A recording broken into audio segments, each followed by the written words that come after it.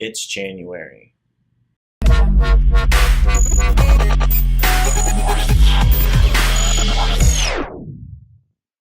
Hey, thanks for checking out EskimoTV, your home for icy and chilly movie reviews. I'm your host, Jason Escamilla.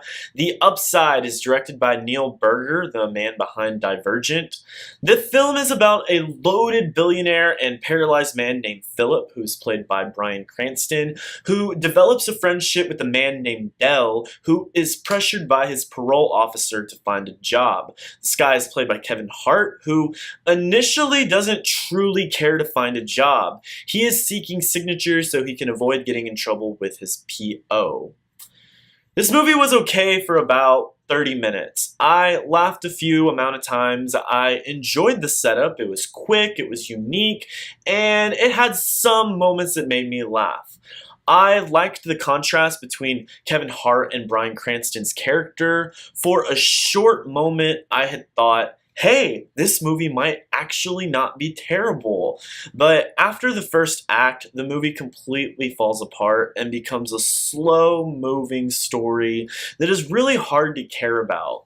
The story has a variety of interactions between Cranston and Hart's character, between Hart, his ex-wife, and his kid, and then there's a subplot between Cranston and a secret love interest that he has.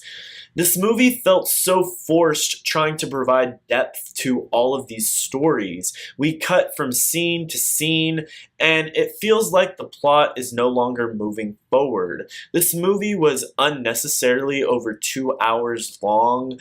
I continuously wanted to keep checking my watch. I think it easily could have been cut down, and I think they should have let some subplots go and edit some scenes out. And then the end of this movie is completely rushed, forced, and just felt so contrived. I won't spoil what happens in the end, but it was just emotionally underwhelming. I could tell that they wanted me to feel certain emotions, but those emotions weren't there. Now, as a comedy, is this movie funny?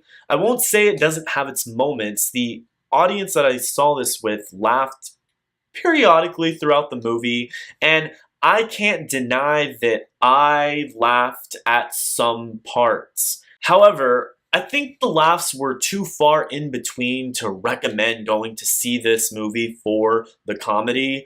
The movie should have gone all in with being a comedy, or probably a better idea, been all in as a drama. These problems are likely a result of the major production issues that this film had. This movie was completed in 2017.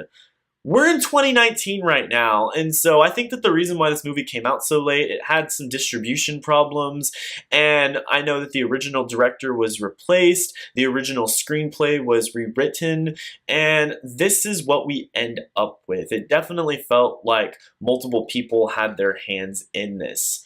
I will say that the only saving grace of the upside of this movie is Nicole Kidman and Bryan Cranston's performance.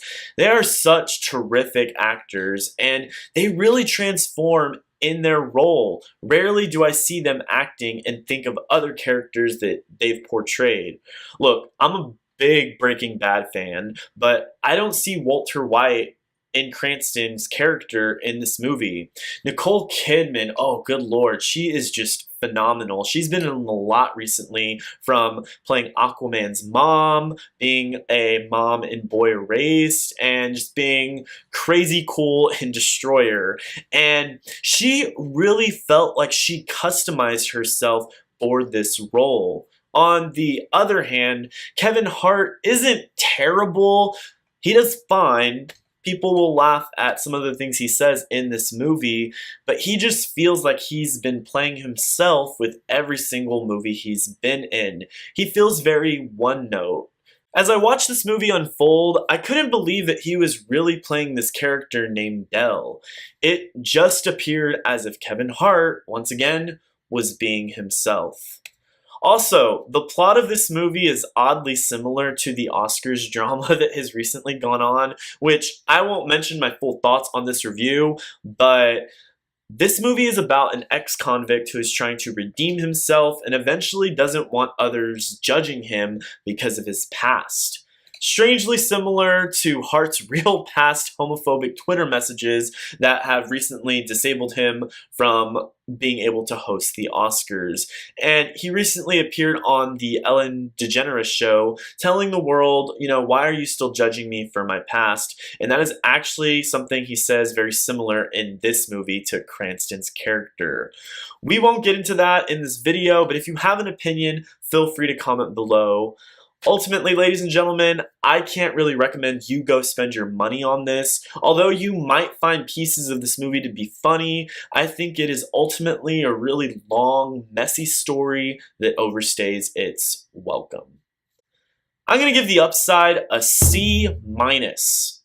Before I go, I will also add that this movie is the third remake of a French film called The Untouchables, which I actually will admit that I have not seen, but several friends of mine have said that it's way better than this movie. So that might be something worth checking out if you really like the premise of this story.